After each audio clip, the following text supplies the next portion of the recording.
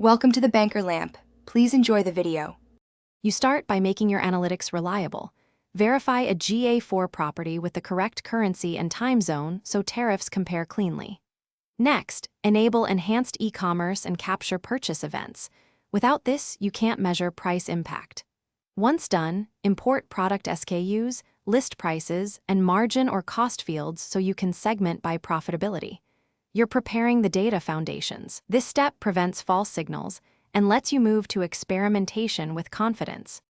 With clean data, you segment, define high-value customers, price-sensitive buyers, and inactive or churn-prone cohorts.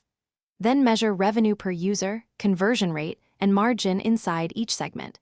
This tells you where tariffs can rise without losing volume. Once you identify friction points in the funnel, run cohort and path analyses to see where price causes drop-off. Make sure to compare similar traffic sources and devices so the patterns aren't confounded by other factors. You now turn insights into action.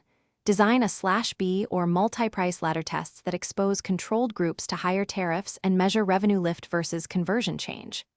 Once a winner emerges, roll it out incrementally and monitor churn, lifetime value, and refund rate. This protects long-term revenue. If you see unexpected losses, troubleshoot by checking event tagging, experiment audiences, and whether segments leaked or sources shifted.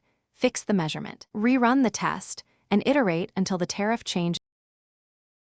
Thanks for watching. If this was helpful, leave a like and consider subscribing. See you next time.